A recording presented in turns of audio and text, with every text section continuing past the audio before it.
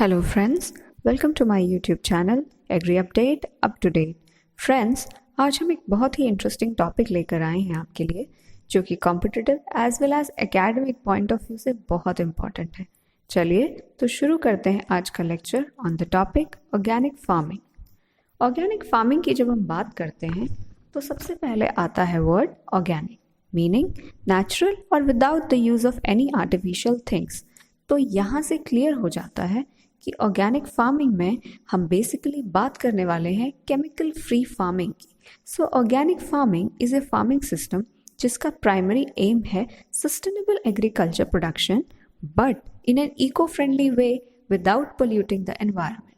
Now, like any other farming system, the focus here also is on agricultural production for human consumption, but keeping in mind the good health of environment and ecology.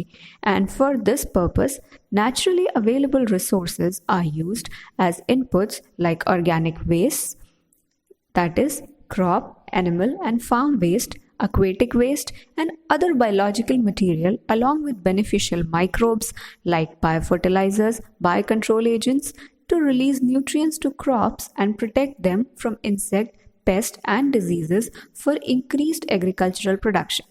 Another important point here is that the term organic farming was coined by Lord Northbourne in his book named Look to the Land. Okay friends, तो अब कुछ definitions की बात कर लेते हैं। तो दो डेफिनेशंस हैं यहाँ पर हमारे पास। एक definition is given by USDA, that is United States Department of Agriculture. Now according to them, organic farming is a system which avoids और largely excludes the use of synthetic inputs such as fertilisers, pesticides, hormones, feed additives, etc., and to the maximum extent feasibly rely upon crop rotation, crop residues, animal manure, off-farm organic waste, mineral grade rocks, additives and biological system of nutrient mobilization and plant protection. दूसरी definition, which is given by FAO, that is Food and Agriculture Organization, states that organic agriculture is a unique production management system which promotes and enhances agro-ecosystem health, including biodiversity, biological cycles, and soil biological activity. And this is accomplished by using on-farm agronomic, biological, and mechanical methods in exclusion of all synthetic off-farm inputs. अब ये definitions जानना इसलिए important हो जाता है कि कई बार स्टेटमेंट्स के फॉर्म में डेफिनेशंस दे दी जाती हैं एग्जाम में, and then it is asked what type of farming system is being talked about, और आपको 4 ऑप्शंस दे दिए जाएंगे। तो इसलिए डेफिनेशंस का पता होना भी बहुत इम्पॉर्टेंट है। चलिए, अब बात क्योंकि कन्वेंशनल फार्मिंग और ऑर्गेनिक फार्मिंग के बीच में हो रही है, तो यहाँ पे एक जनरल कंपैरिजन देख लेते हैं। कंपैरिजन दिया हुआ है between conventional farming, that is जो नॉर्मली फार्मिंग हम करते हैं, एंड ऑर्गेनिक फार्मिंग। तो पहला और इम्पॉर्टेंट डिफरेंस है डिसेंट्रलाइजेशन ऑफ रिसोर्सेज। मतलब अलग अलग फार्मिंग एक्टिविटीज़ जो है वो अलग अलग रिसोर्सेज पर डिपेंड करेंगी, ताकि किसी एक नेचुरल रिसोर्स पर एक्सेसिव लोड ना पड़े। जैसे कि एनिमल हस्बेंड्री को इंटीग्रेट करेंगे क्रॉप प्रोडक्शन के साथ, तो इससे क्या होगा कि FIM अवेलेबल हो जाएगा और केमिकल फर्टिलाइजर्स पर डिपेंडेंस नहीं रहेगी। तो इससे सॉइल हेल्थ मेंटेन रहेगी। लेकिन in case of conventional farming हमारी सारी फार्मिंग एक्टिविटीज़ जो हैं वो लिमिटेड रिसोर्सेज पर डिपेंड हो जाती हैं। तो उस केस में क्या होता है कि प्लांट की न्यूट्रिशनल रिक्वायरमेंट को पूरा करने के लिए हमें केमिकल फर्टिलाइजर्स अप्लाई करने पड़ते हैं। इससे हम कनेक्ट होते हैं दूसरे पॉइंट पे कि क्योंकि organic farming, crop production and allied sciences are integrated, so for every input being used पैसा खर्चा करने की ज़रूरत नहीं है। लेकिन क्योंकि कन्वेंशनल फार्मिंग में सब केमिकल बेस्ड है, तो भाई खरीद के ही डालना पड़ेगा, तो मॉनेटरी डिपेंडेंसी है। थर्ड पॉइंट है ऑर्गेनिक फार्मिंग के केस में there is a healthy competition, क्योंकि डाइवर्सिफाइड क्रॉप्स ग्रो किए जा रहे हैं और सिर्फ क्रॉप प्रोडक्शन नहीं है, animal husbandry, poultry farming etcetera सब इंटीग्रेटेड हैं। एंड सेकेंडली, एक फार्मिंग कंपोनेंट का बाय प्रोडक्ट दूसरे में एज इनपुट यूज हो रहा है, तो उससे क्या होगा कि community as a whole participate कर रही है क्रॉप प्रोडक्शन के लिए। जबकि कन्वेंशनल फार्मिंग के केस में क्या है कि इंडिविजुअल पर्सन बेस्ड है और सिर्फ फार्मर अपने मैक्सिमम प्रोडक्शन की बात करते हैं। Then as we all know, organic farming के केस में हम सस्टेनेबल प्रोडक्शन की बात करते हैं।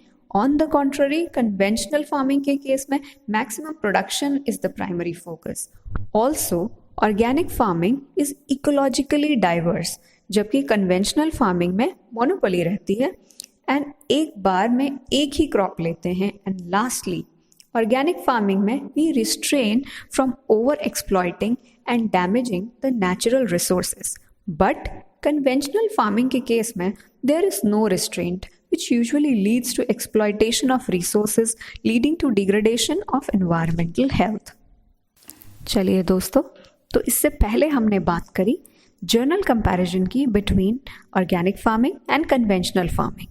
अब अगर हम फार्मिंग कंपोनेंट्स को कंपेयर करें तो भी ऑर्गेनिक एंड कन्वेंशनल फार्मिंग में क्लियर कट सिग्निफिकेंट डिफरेंस दिखाई देता है। फर्स्ट कंपोनेंट देखें, लैंड एग्जॉशन की बात करें तो in organic farming, natural resources are used, so nutrient available on the land are not exhausted. In fact, they are maintained and improved. But in case of conventional farming, this does not happen because dependency on synthetic chemicals is increased for primary nutrients. Second, अब बात करते हैं fertilizers की। Talking about fertilizer in organic farming, biological sources are used, while in conventional farming, chemical sources are used. Coming next to the nutrient quality. In case of organic farming, there is healthy and nutritive production, while in case of conventional farming, there is a significant loss of nutrient quality in produce because of chemicals being used. Next बात करते हैं impact on soil की। So, in case of organic farming, soil is healthy and can be used for a longer time for production. But in case of conventional farming, soil health gets degraded. So, in long run, production becomes solely dependent on chemical nutrient application.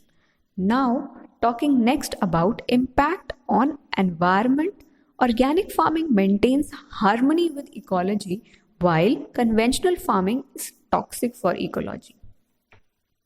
Health safety की बात करें तो organic farming is healthy for all the components, that is whether it is your soil, whether it is plants, as well as for humans. But conventional farming is detrimental to health of not only environment but also to humans. Farming methods की बात करें तो organic farming follows mix farming, but conventional farming में usually monocrop लेते हैं। Lastly, अगर lifestyle change की बात करें फॉर फार्मर्स तो organic farming uses a sustainable approach, but in case of conventional farming short sighted approach is used, जिससे अभी तो फार्मर्स को बेनिफिट होता है, but in the long run the production becomes difficult and दस the farmers are affected. चलिए दोस्तों, अब तक तो हमने ऑर्गेनिक फार्मिंग के बेसिक्स के बारे में बात की है एंड होपफुली अभी तक सबको ऑर्गेनिक फार्मिंग का कॉन्सेप्ट क्या है एंड कन्वेंशनल फार्मिंग से ये डिफरेंट कैसे है ये समझ में आ गया होगा। तो अब आगे बढ़ते हैं और बात करते हैं कुछ इंटरेस्टिंग फैक्ट्स के बारे में about this farming system. This portion is very important क्योंकि इससे अक्सर कॉम्पिटिटिव एग्जाम्स में क्वेश्चन पूछ लिए जाते हैं, तो एक एक पॉइंट को ध्यान से देखना। ओके फ्रेंड्स, तो सबसे पहले देखते हैं world scenario of organic farming. तो पहले एरिया की बात करते हैं। तो फर्स्ट पॉइंट में देखिए, सबसे ज़्यादा एरिया ऑर्गेनिक फार्मिंग में है ऑस्ट्रेलिया में, around 35.7 million hectare, followed by Argentina which is 4.5 million hectare. अब वर्ल्ड में अगर इंडिया की बात करें तो हम 8th रैंक पर आते हैं कल्टिवेटेड एरिया वाइज। नेक्स्ट देखिए, the country with highest number of organic producers in the world is India, where more than 30% of world organic producers are present, right. अगला पॉइंट आप देख सकते हैं that Bhutan is the only country in the world which is completely organic. That is उन्होंने अपना सारा farming system जो है वो ऑर्गेनिक फार्मिंग के बेसिस पे कर दिया है, right? Currently, around 187 countries in the world are practicing organic farming, and this data is based on what was recorded up to 2019. Now, there was a slogan given for eco farming, that is, feed the soil, not the plant. Dekho, we can understand from the slogan also that any form of natural farming aims to improve soil health, क्योंकि वो हो जाएगा तो plants अपने आप ही अच्छे हो जाएंगे, राइट? अब देखिए अगला point talks about organic commodities जो आपका प्रोड्यूस हुए हैं in the year 2020-21, right? So here we can see largest production हुआ है ऑयल सीड्स का, followed by fibre and then sugar. And the next point lists the country with highest export of organic commodities, that is USA, followed by European Union, followed by Canada. चलिए तो अब बात करते हैं India में क्या scenario है organic farming का. तो आप देख सकते हैं कि इंडिया में total area under organic farming है 5.9 million hectare, of which 3.6 million hectare is cultivable area and another 2.3 million hectare for wild harvest collection. अगला देखते हैं total certified production of organic in India is 3.5 million hectare.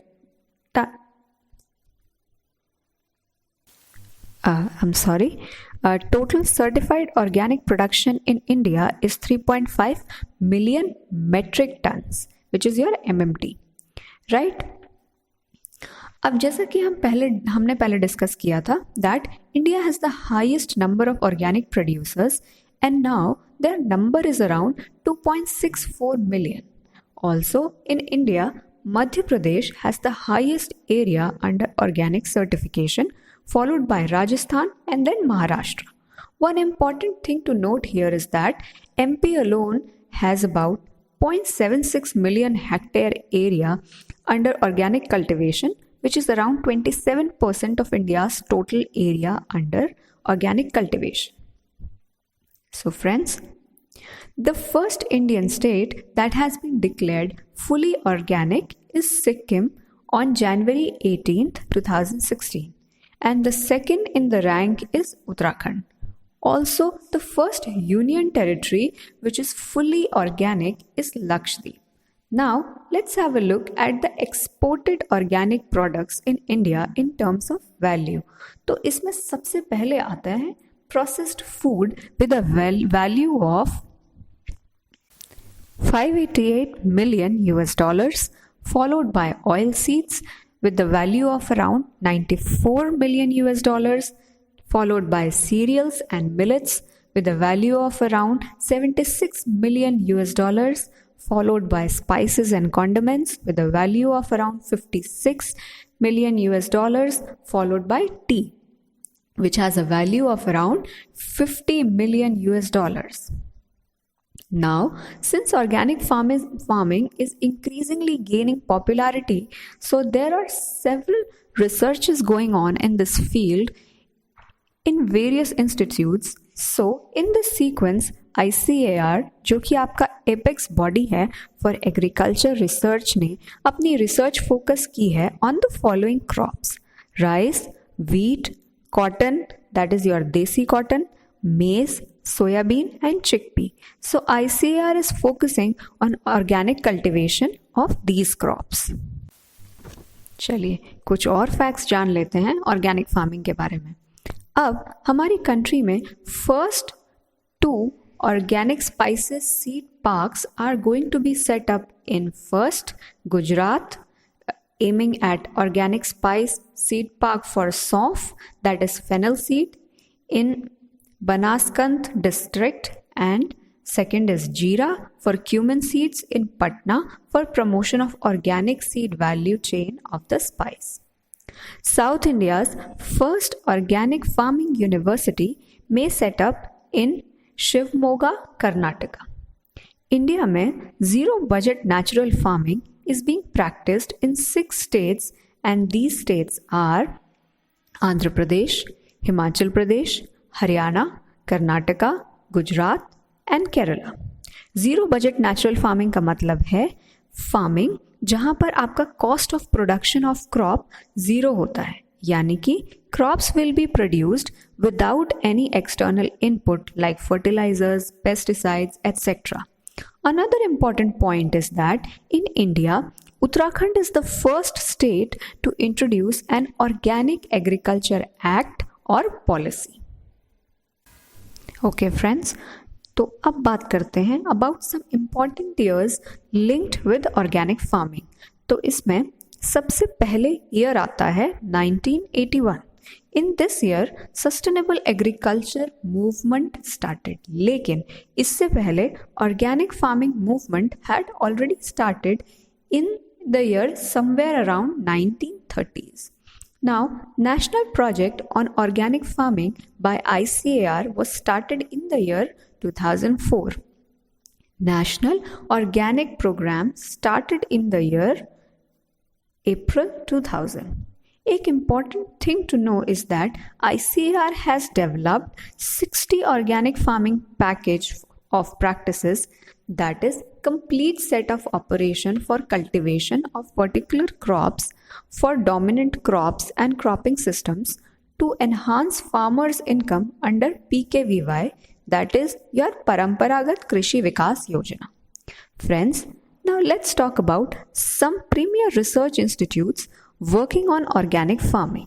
First one is IFOAM, that is International Federation of Organic Agriculture Movement in Bonn, Germany. Next is NOFRI, that is National Organic Farming Research Institute, which is in Sikkim. India's first organic farming university is going to be set up in Vadodara, Gujarat. Next is National Center for Organic Farming is located at Ghaziabad in Uttar Pradesh. Next, in Indian Institute of Farming System Research is located at Modipuram in UP.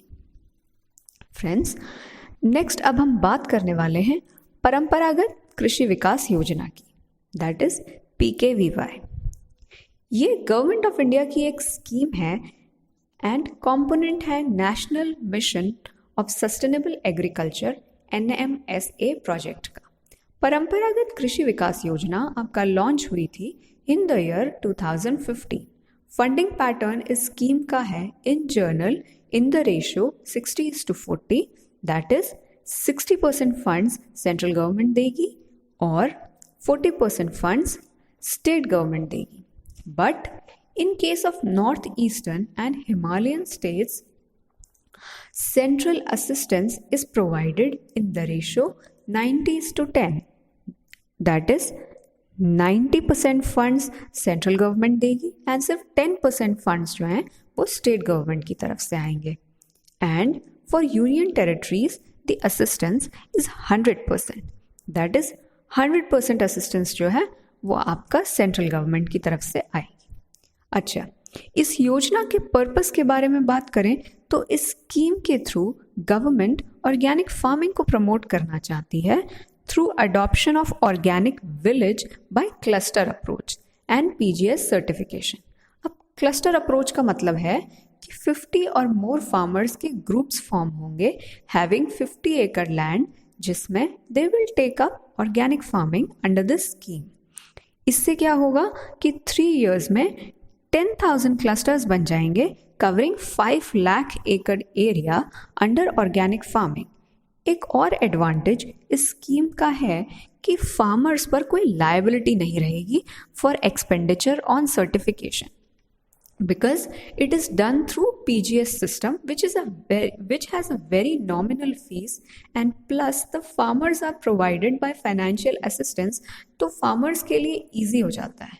इस योजना के under हर farmer को in a cluster group government provides an assistance of ₹20,000 per acre in 3 years for seed for seeds for seed for seeds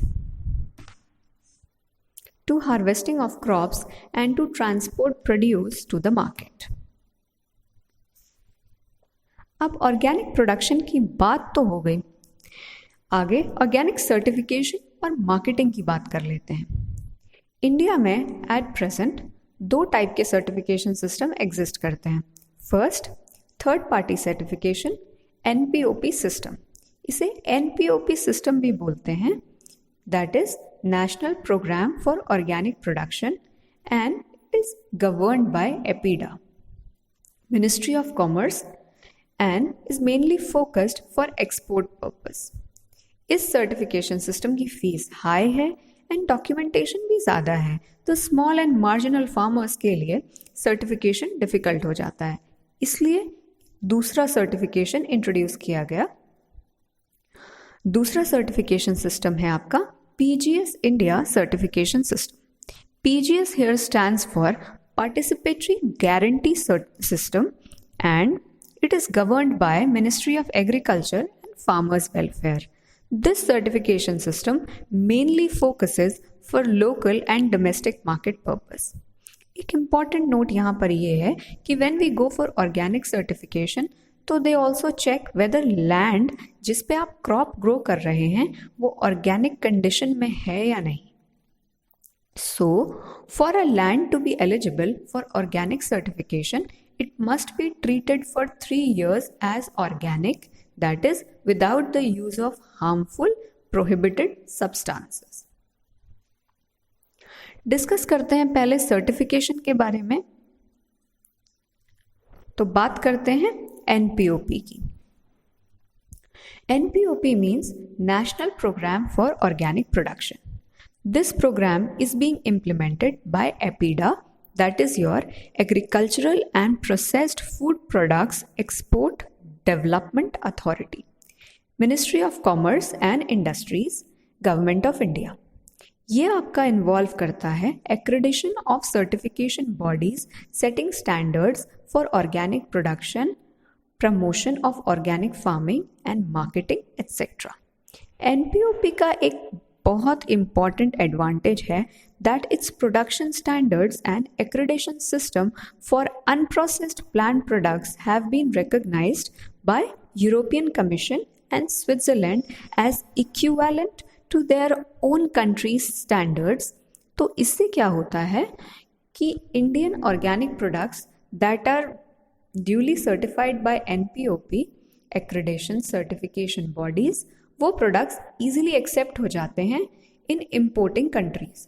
so this signifies that NPOP usually focuses on export of products, so cost of certification is also high.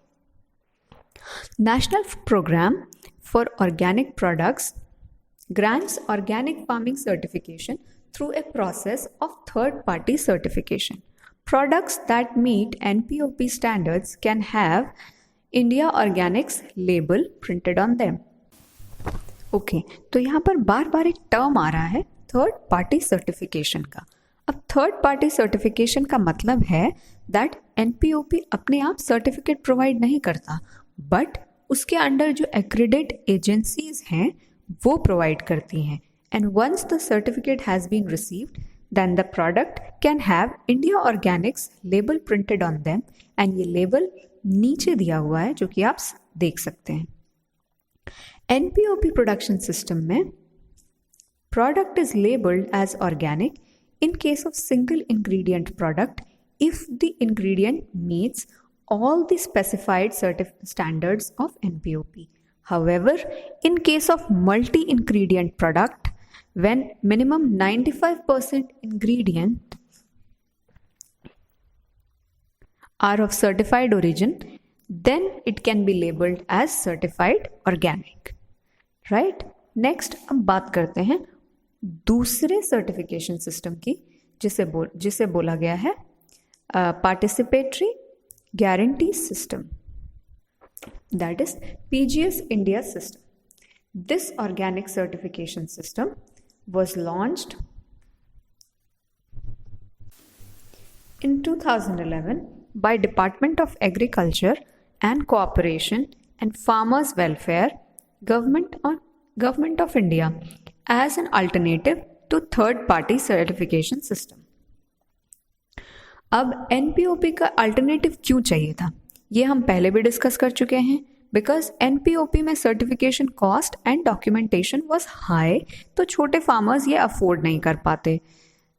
सो इसके लिए government ने PGS system introduce किया.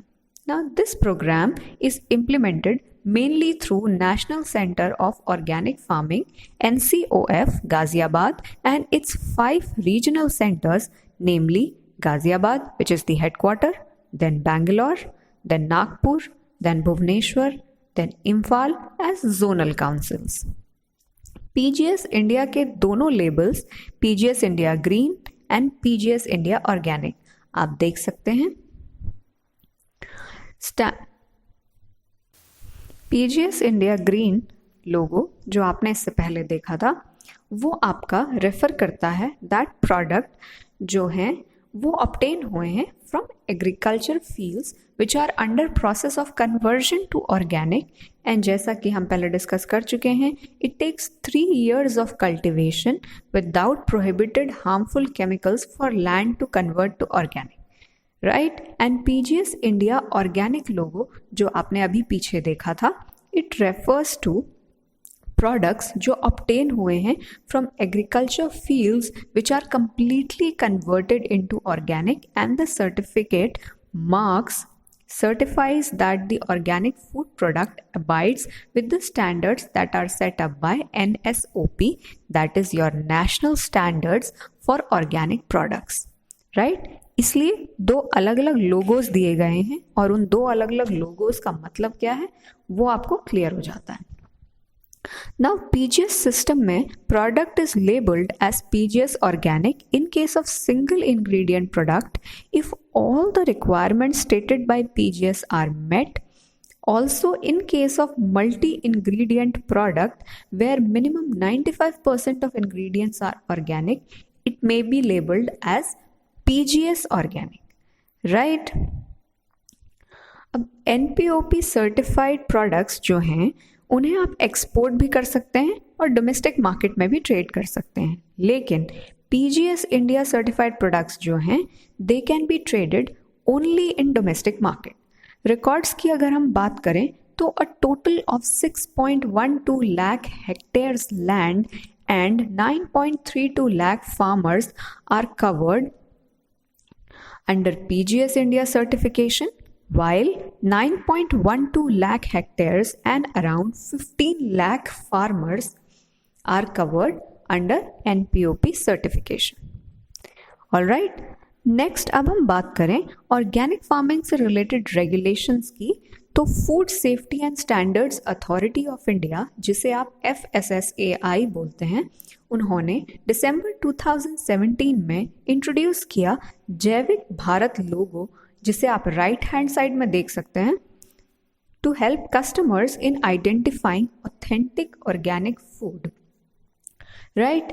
FSSAI has mandate to regulate, manufacture, distribute, sell or import organic foods as per the provision laid under Section 22 of the Food Safety Standards Act 2006.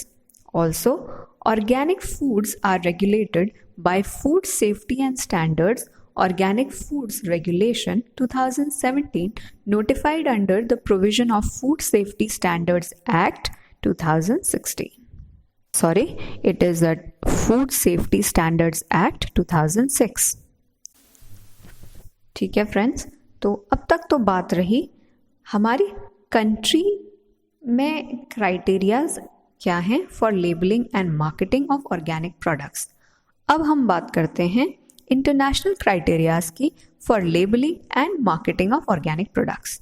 Mostly internationally accepted certification है USDA certification, that is your United States Department of Agriculture certification, and for this the following criteria should be met.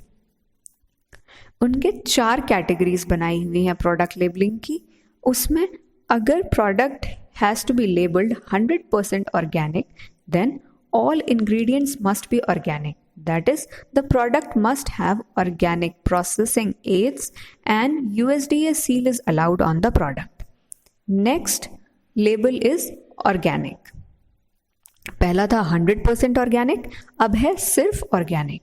Now for this label, more than or equal to 95% ingredients must be of organic origin and remaining 5% can be non-organic and the USDA seal is allowed on the products. Right? Next label है आपका, it is made with organic ingredients label. Right? For this label, more than or equal to 70% ingredients must be organic and the remaining 30% can be non-organic. But यहाँ पर क्या है, USDA seal is prohibited on the products. And the last category is the one which has less than 70% organic ingredients. For this, any level of organic ingredients can be used and there is no restriction on remaining ingredients. Also for this too, USDA seal is prohibited. Right? चलिए friends, तो ये तो था एक brief discussion on organic farming. I hope आपको ये lecture informative लगा होगा. तो अब कुछ प्रैक्टिस क्वेश्चंस कर लेते हैं based on the exam pattern of questions जो कि आपके कॉम्पिटिटिव एग्जाम्स में आते हैं. तो आपका पहला क्वेश्चन है, a land must be treated for how many years without use of harmful prohibited substances to be eligible for organic certification. और आपके ऑप्शंस हैं A 1, B 2, C 3 and D 4. And आपका करेक्ट आंसर, जैसा कि हमने lecture में discuss भी किया था, है option C 3 years. Right? Next अगले क्वेश्चन पे जाते हैं. Which of the following is allowed in organic farming? That is, organic farming करते समय इनमें से क्या चीज़ें आप यूज़ कर सकते हैं? A is your synthetic fertilizers, B buffer zone, C persistent pesticides, D hormones. And आपका करेक्ट आंसर है D hormones, क्योंकि हॉर्मोन्स में केमिकल्स, आर्टिफिशियल केमिकल्स का कोई यूज़ नहीं. राइट? अब बात करते हैं थर्ड क्वेश्चन की. That is your organic farming practice that helps in maintaining soil health. आपके ऑप्शंस जो दिए हुए हैं, इनमें से कौन सी ऐसी प्रैक्टिस है जो ऑर्गेनिक फार्मिंग में सॉइल हेल्थ को मेंटेन करने में हेल्प करती है? आपके ऑप्शंस हैं A sewage sludge, B synthetic fertilisers, C monoculture and D crop rotation. And आपका करेक्ट आंसर है डी क्रॉप रोटेशन. अगले क्वेश्चन की तरफ बढ़ते हैं. तो आपका अगला क्वेश्चन है, which one of the following is not a category of organic farming? आपके ऑप्शंस हैं A crops, B wild crops, C equipment and D handling. And आपका करेक्ट आंसर है सी इक्विपमेंट. राइट? अब अगले क्वेश्चन की बात करें तो name of the scheme which is initiated to support organic farming endeavours. कौन सी स्कीम है जिसमें ऑर्गेनिक फार्मिंग को प्रमोट करने के लिए जिसे बनाया गया है? आपके ऑप्शंस हैं ए परंपरागत कृषिकरण योजना, पारंपरिक कृषिकरण योजना, बी परंपरागत कृषि विकास योजना, सी प्रायोगिक कृषि विकास योजना, डी कुशल खेत योजना. और आपका करेक्ट आंसर है बी परंपरागत कृषि विकास योजना, जैसा कि हमने पिछले लेक्चर में डिस्कस किया था. नेक्स्ट क्वेश्चन आपका आ जाता है, how much of a product must be certified organic for a label to carry USDA organic seal? That is, वो आपसे पूछा जा रहा है कि सर्टिफाइड ऑर्गेनिक ओरिजिन का प्रोडक्ट कितना होना चाहिए सो दैट वो USDA ऑर्गेनिक का सील कैरी करे. तो जैसा हमने अभी कुछ देर पहले सर्टिफाइड ऑर्गेनिक क्राइटेरियाज के बारे में डिस्कस किया था, दैट इज 95% आपका प्रोडक्ट जो है वो सर्टिफाइड ऑर्गेनिक ओरिजिन का होना चाहिए, राइट। अब कुछ लोग सोच सकते हैं ऑप्शन ए 100% होगा, क्यों नहीं है? तो वो इसलिए क्योंकि ध्यान से क्वेश्चन पढ़ेंगे तो वो सिर्फ ऑर्गेनिक की बात कर रहा है, 100% ऑर्गेनिक की बात नहीं कर रहा है, राइट। हमने देखा था कि 100% ऑप्शन तब होगा यूएसडीए के अकॉर्डिंग जब आपका प्रोडक्ट जो है उसमें सारे इंग्रेडिएंट्स जो हैं वो ऑर्गेनिक ओरिजिन के होंगे। लेकिन यहाँ पर हम बात कर रहे हैं कि जो प्रोडक्ट है उसे सिर्फ ऑर्गेनिक सर्टिफाई होना है, ऑर्गेनिक सर्टिफाई होना है और यूएसडीए ऑर्गेनिक की सील लगनी है। तो उसके लिए प्रोडक्ट जो है वो 95% ऑर्गेनिक सर्टिफाइड होना चाहिए, ठीक है। चलिए नेक्स्ट 7th क्वेश्चन है, National Centre of organic farming is located in, और आपके ऑप्शंस हैं A Nagpur, B Kochi, C Gangtok and D Ghaziabad, और आपका करेक्ट आंसर है डी गाजियाबाद। अगला देखते हैं question number 8, the funding pattern of assistance provided under Paramparagat Krishi Vikas Yojana is in what ratio in case of northeastern and the Himalayan states?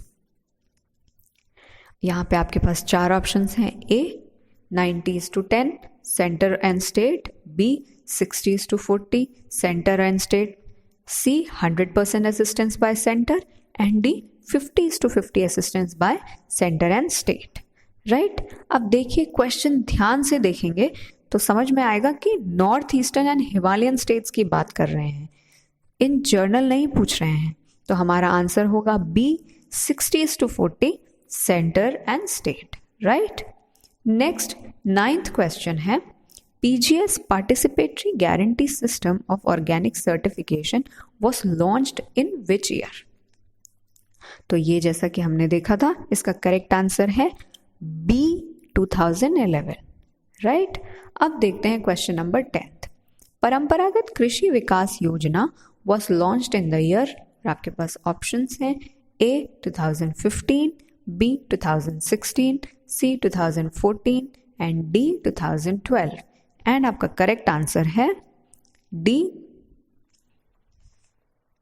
Sorry correct answer है A 2015 में launch हुई, right.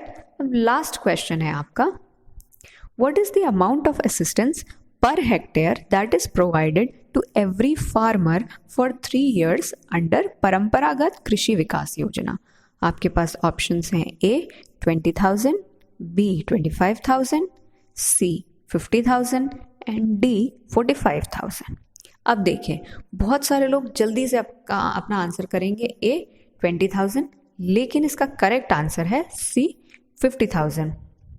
अब आप में से बहुत सारे लोग बोलेंगे कि लेक्चर में तो आपने 20,000 पढ़ाया था, लेकिन देखिए एक चीज़ आपने मिस कर दी, वो ये है कि 20,000 की जब हमने बात की थी तो ₹20,000 जो आपको दे रहे थे वो पर एकड़ दे रहे थे, राइट। अब यहाँ पे हम बात कर रहे हैं पर हेक्टेयर की, तो 1 हेक्टेयर में आपका अप्रॉक्सीमेटली 2.5 एकड़ होता है, तो आपका आंसर जो है वो हो जाएगा 50,000, right. Okay friends, so that's the end of today's session. I hope आपको वीडियो इन्फॉर्मेटिव लगा होगा और कुछ नए पॉइंट्स सीखने को मिले होंगे। वीडियो आपको अच्छा लगे तो प्लीज़ वीडियो को लाइक करो एंड चैनल को सब्सक्राइब करना मत भूलना, एंड शेयर कीजिए ये वीडियो अपने सभी फ्रेंड्स के साथ जो एग्रीकल्चर कॉम्पिटिटिव एग्जाम्स के लिए प्रिपेयर कर रहे हैं, ताकि ज़्यादा से ज़्यादा लोगों तक ये इन्फॉर्मेशन पहुँचे। और कमेंट सेक्शन में मेंशन करके बताओ if there is any topic that you want us to cover next.